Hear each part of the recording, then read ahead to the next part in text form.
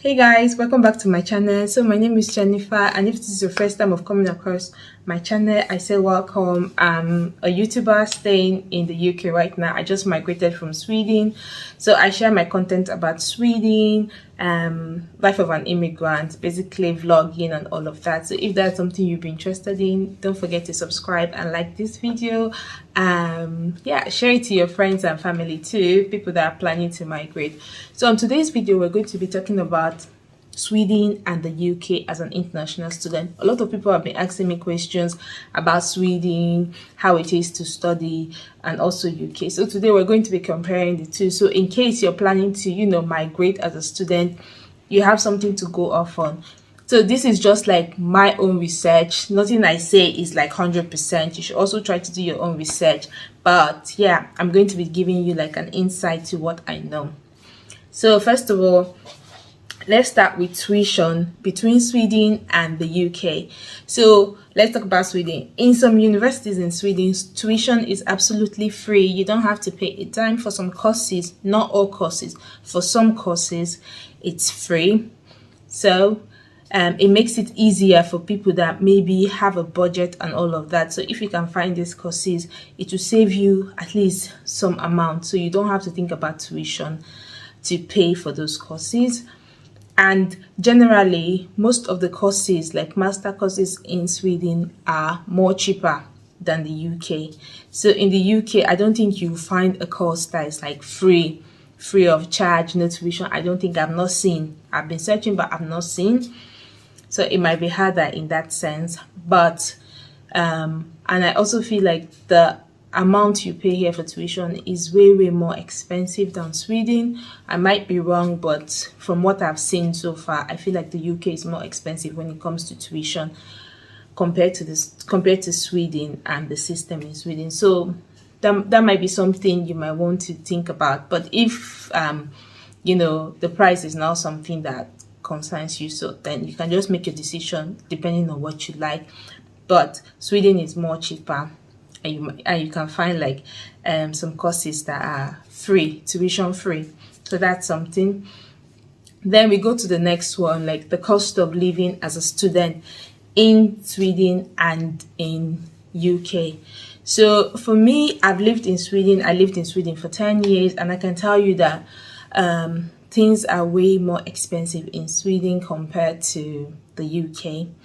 When it comes to food, I know how much we used to spend for food in Sweden when I was living in Sweden compared to the UK. So that's something you might put at the back of your mind, that you might be spending less. But if you're somebody that, you know how to manage and how to save, that might not really be a problem. But just put that at the back of your mind that it's more expensive in Sweden compared to the UK.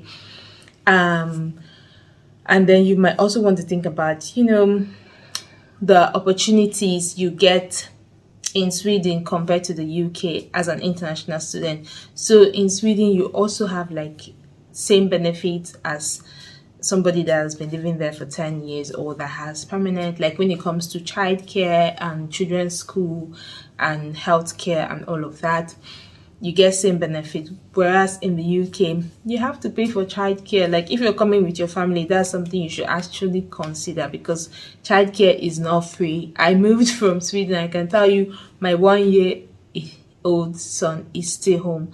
Like we've not found something because it's really expensive. So that's something you might want to put at the back of your mind when it comes to like family life. So if you're single and you're moving alone, fine, that's good. But if you have a family, Sweden is where I would encourage you to move, like as a student, because you have more opportunity for your family, for your wife, and the fact that you'll be able to learn the language on the side without paying a dime while going to school is also something to consider compared to the UK. But if you're an English speaker, you're coming from an English speaking country, you might have an edge here in the UK, because it will be easier for you to find jobs. It will be easier for you to integrate into the system. Whereas in Sweden, it might be harder for you to integrate because of the language, and it might be harder for you to find, the job that you really like, depending on the city where you are. So you might have to do like menial jobs pending while you learn the language. So when it comes to like the integration part, it's easier to integrate into the UK society because of the English language compared to Sweden, where you have to learn a whole new language. So if you people understand, so I've talked about tuition. Sweden is cheaper, UK is more expensive, and then we've talked about, integration and all of that, and then benefit as an immigrant. It's easier to like you get more benefit, like not like nobody's giving you money, but like more benefit when it comes to like childcare and all of that as a family compared to the UK.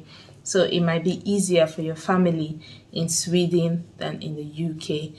Then one thing I also want to say, like the way of life, it's much more, the tempo is much slower and more calm and serene in Sweden than in the UK. Everything here is fast, fast, fast. Well, it depends on the city though. So if most universities are in the bigger cities, so of course it's more hustle and bustle city life. Whereas in Sweden, you can find it like Stockholm universities, they have like other branches in smaller cities and smaller villages and towns where you can also just, live a calm life. So that's something you might also want to, consider. And then when it comes to like the different type of courses you might be able to find in Sweden and in the UK, they have varieties of courses in these two countries. And Sweden has a lot of courses and the UK has a lot of courses. But one thing I would say, like if you want to study a health related course like nursing, medicine and all of that, it might be hard as an international student in Sweden. Whereas in the UK, you might be able to apply for nursing and some other courses as an international student.